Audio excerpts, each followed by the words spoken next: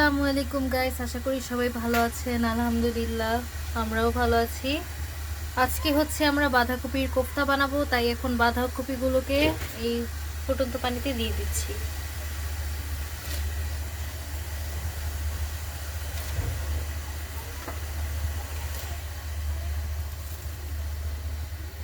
পাঁচ মিনিট এই গরম পানিতে বাঁধাকপিগুলোকে আমরা ভাপিয়ে নিব। ফিরে আসছি 5 মিনিট পর। দেখতেই পাচ্ছেন গাইস, 5 মিনিট হয়ে গিয়েছে, এভাবে ভাপানো হয়ে গিয়েছে এগুলো। এখন এগুলোকে আমি এখন 10-15 মিনিট ওয়েট করব গাইস, যাতে এগুলো পুরোপুরি ঠান্ডা হয়ে যায়। তারপর আমরা বাকি রান্নায় চলে যাব। বাঁধাকপিগুলোর পানি ঝরানো হয়ে গিয়েছে, এখন আমি এতে দিয়ে দিচ্ছি পেঁয়াজ কুচি। তারপর এখন দিয়ে দিচ্ছি মরিচ কুচি।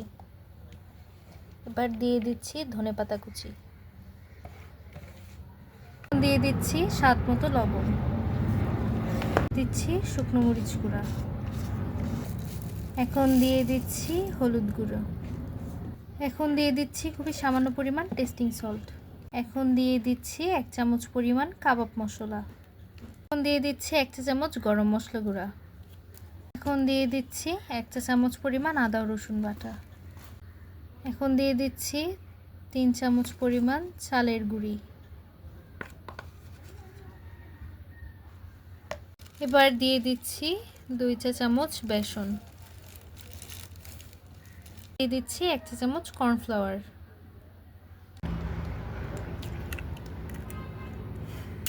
এখন এই সব কিছুকে একসাথে খুব ভালোভাবে মিক্স করে নিব।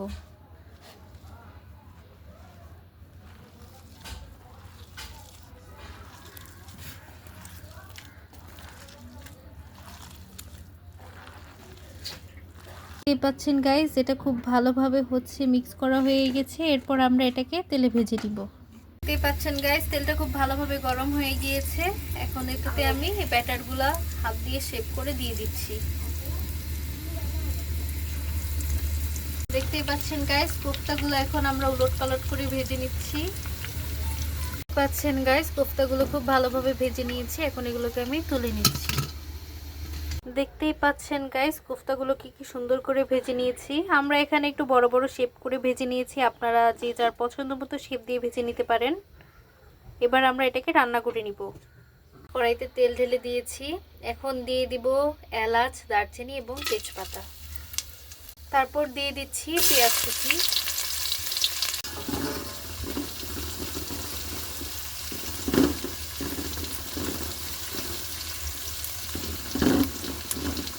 এখন দিয়ে দিচ্ছি সামান্য পরিমাণ আদা রসুন বাটা।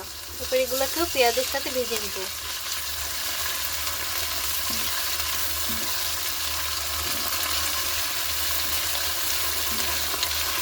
এখন দিয়ে দিব টমেটো কুচি।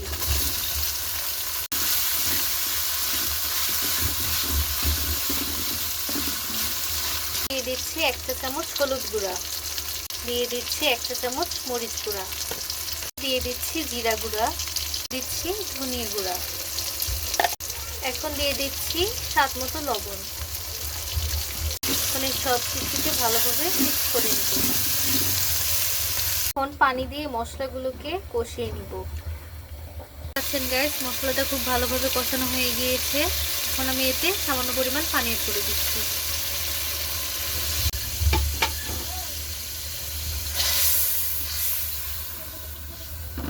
দেখছেন গাইস, ঝোলের পানিও ফুটে এসেছে। এখন আমি এখানে ভেজে রাখা কোফতাগুলো অ্যাড করে দিচ্ছি।